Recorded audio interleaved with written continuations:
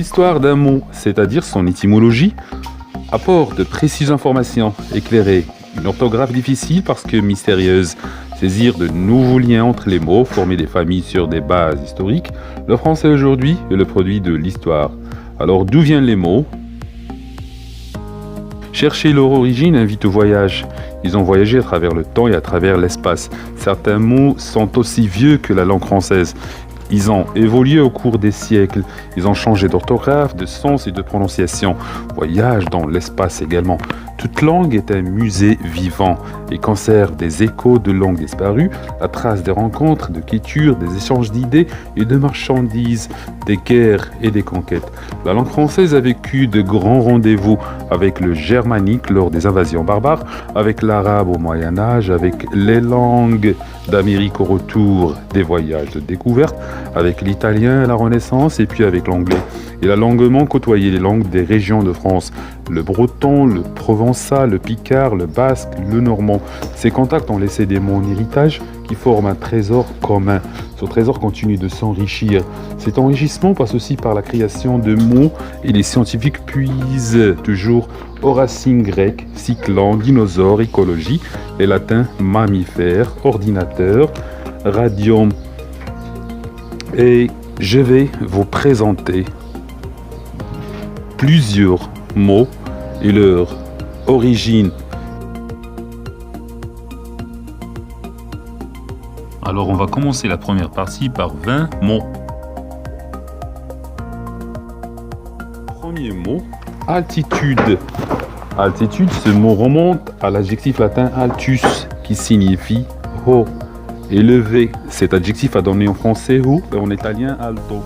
C'est de l'italien que nous tenons les mots altesse, idée de rang élevé, altier, et en musique alto.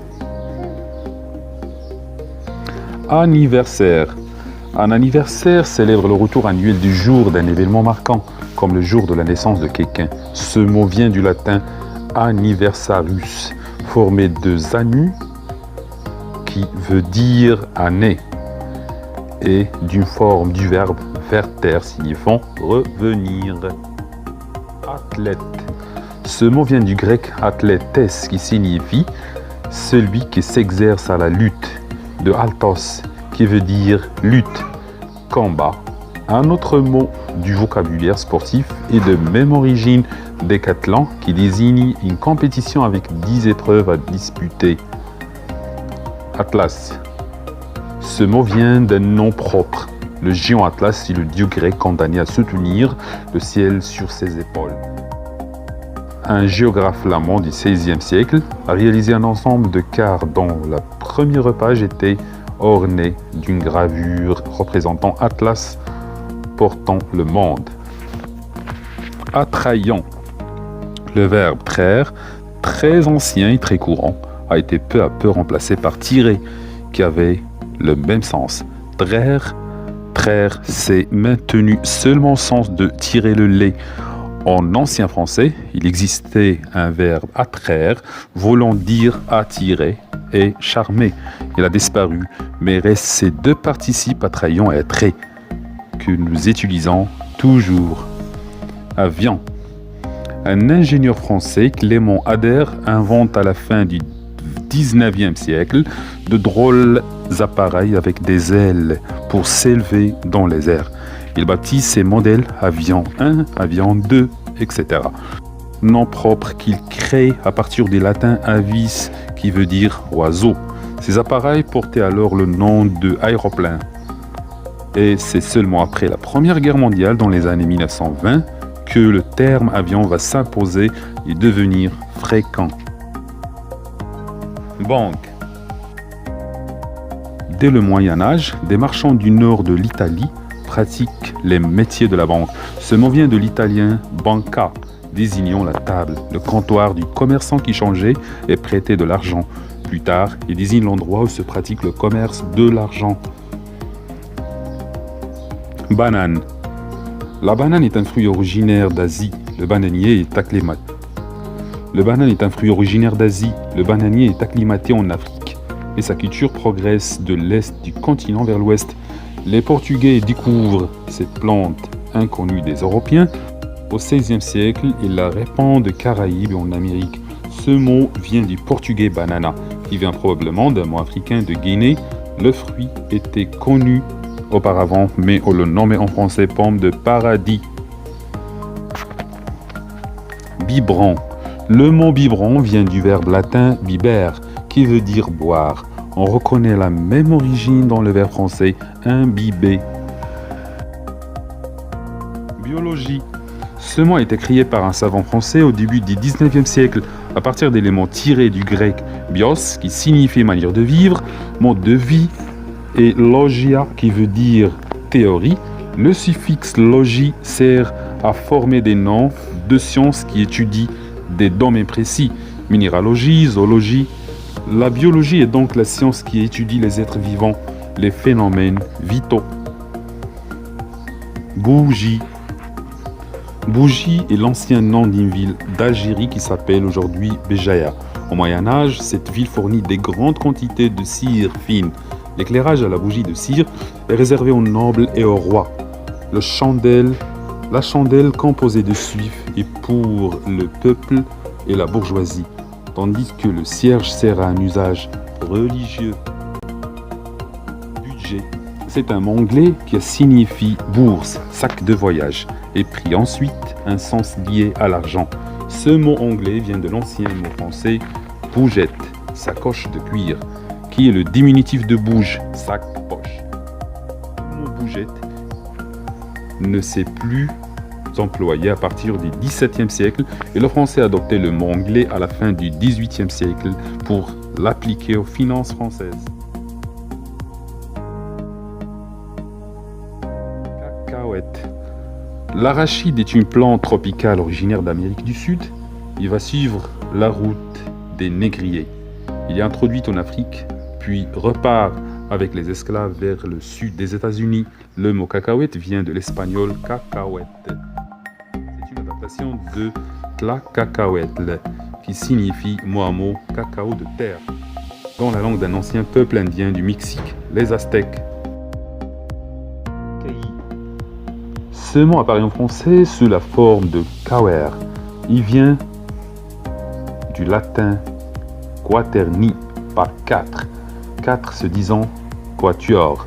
Une feuille de papier pliée en quatre et coupée forme une sorte de cahier de 8 pages. Calendrier. Ce mot vient du latin calendarium, qui signifie livre de compte, registre où l'on inscrit les dettes. De calenda, qui désignait le premier jour du mois chez les Romains. L'habitude était de payer en début de mois. Ces calendes qui font partie de l'histoire romaine sont à l'origine de l'expression calende grecque, c'est-à-dire jamais. Ce moment ne peut jamais arriver puisque les Grecs ne connaissaient pas les calendes. Canicule. La canicule est une période de chaleur intense. Son nom vient du latin canicula, qui est le diminutif de canis, qui veut dire chien. Cette petite chienne est en fait une étoile, aussi appelée Sirius, qui fait partie de la constellation du Grand Chien. Cette étoile se lève à l'aube, avec le soleil au milieu de l'été, période qui correspond aux plus fortes chaleurs. Cartable. Ce mot se rattache au latin charta, qui veut dire feuille de papyrus, de papier, comme carte, carton ou pancarte. Chauffeur. Ce mot est aujourd'hui un synonyme de conducteur. Chauffeur est à l'origine une personne chargée d'entretenir le feu d'une forge, d'une chaudière, dans une locomotive à vapeur. Le chauffeur alimente la chaudière en charbon et le mécanicien conduit l'engin. Aujourd'hui, un chauffeur est celui qui conduit un véhicule. Chiffre. Ce mot vient de l'arabe sifr, qui signifie le vide, est également zéro, signe qui désigne l'absence. En mathématiques, nous devons aux Arabes le système numérique décimal, le zéro, la G. Ils avaient découvert ces notions lors de leur conquête en Inde. La numération écrite latine utilisait des chiffres romains, 1, 2, 3, 4. Passe au dernier mot de cette liste, de la première partie, c'est flamand. Le plumage de cet échassier doit sa couleur rose à son régime alimentaire composé notamment de crevettes. L'éclat très vif de ce plumage est à l'origine du nom de l'oiseau, qui vient du catalan flamenc, du latin flamma, qui veut dire flamme. Merci beaucoup d'avoir regardé la vidéo, j'espère que vous allez l'aimer et la partager.